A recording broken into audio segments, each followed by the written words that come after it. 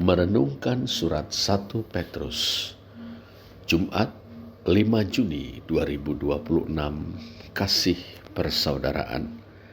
1 Petrus 1 ayat 22-25. Karena kamu telah menyucikan dirimu oleh ketaatan kepada kebenaran, sehingga kamu dapat mengamalkan kasih persaudaraan yang tulus ikhlas, hendaklah kamu bersungguh-sungguh saling mengasihi dengan segenap hatimu, karena kamu telah dilahirkan kembali, bukan dari benih yang fana, tetapi dari benih yang tidak fana, oleh firman Allah yang hidup dan yang kekal. Sebab semua yang hidup adalah seperti rumput, dan segala kemuliaannya seperti bunga rumput. Rumput menjadi kering dan bunga gugur, tetapi firman Tuhan tetap untuk selama-lamanya. Inilah firman yang disampaikan Injil kepada kamu. Saudara, di satu sisi, hidup baru dalam Kristus adalah hasil dari sebuah keputusan yang disadari.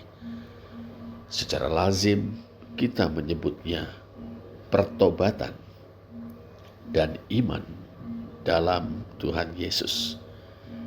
Rasul Petrus menyebutnya menyucikan diri oleh ketaatan kepada kebenaran. Di sisi lain, saudara, hidup baru dalam Kristus adalah hasil dari pekerjaan Roh Kudus yang mengefektifkan Injil di dalam diri kita. Roh Kudus menerangi pikiran kita, sehingga kita mengerti pusat Injil, yakni pribadi dan karya Kristus. Roh Kudus menginsyafkan hati kita akan keberdosaan kita. Roh Kudus menggugah kehendak kita untuk bertobat dan percaya kepada Tuhan Yesus. Rasul Petrus menyebutnya dilahirkan kembali oleh firman Allah. Dalam 1 Petrus 1 ayat 22-25, saudara, Rasul Petrus menghubungkan hidup baru dalam Kristus dengan perintah untuk mengasihi dengan tulus ikhlas. Mereka telah menyucikan jiwa mereka dengan menaati kebenaran Injil. Sekarang, mereka dipanggil untuk mengamalkan kasih persaudaraan dengan tulus ikhlas. Kita, orang percaya, saudara, telah dilahirkan kembali bukan dari benih yang fana, tetapi dari benih yang tidak fana, oleh firman Allah yang hidup dan yang kekal. Adapun firman itu tak lain dari Injil yang telah disampaikan kepada kita. Manakala Roh Kudus bekerja dalam diri manusia berdosa, firman atau Injil itu menjadi benih kehidupan yang baru. Setelah mewujud dalam pertobatan dan iman, benih tersebut mengubah manusia berdosa menjadi manusia baru. Berkat firman Allah, manusia yang rapuh seperti rumput yang mengering dan bunga yang gugur, mewarisi keselamatan yang tidak dapat binasa, yang tidak dapat cemar, dan yang tidak dapat layu. Ingat 1 Petrus 1 ayat 4. Karena telah dilahirkan kembali, kita dapat menaati perintah Allah yang disampaikan oleh Rasul Petrus. Dari hati, kasihilah sungguh-sungguh seorang dengan yang lain.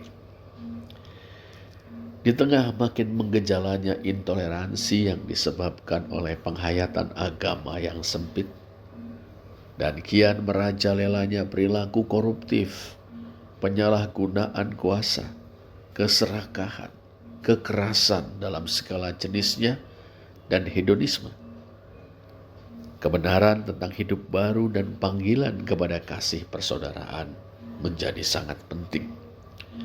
Karena hidup kita baru dalam Kristus, kita menolak untuk turut serta dalam perilaku koruptif, penyalahgunaan kuasa, keserakahan, kekerasan dalam segala jenisnya, dan hedonisme. Kita berkomitmen untuk hidup kudus, karena Allah Bapa kita dalam Kristus adalah kudus.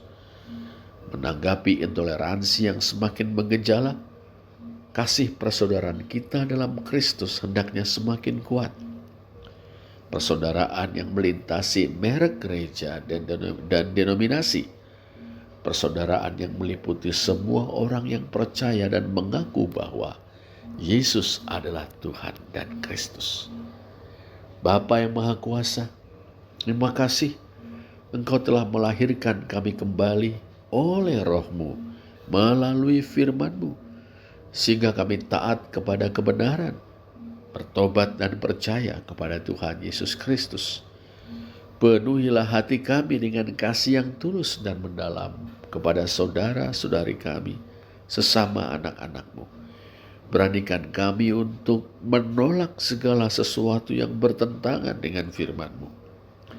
Oleh Roh-Mu yang kudus, biarlah kami setia, berpegang pada Injil-Mu, hidup berpadanan dengan Injil-Mu, dan menjadi saksi-saksi Injil-Mu.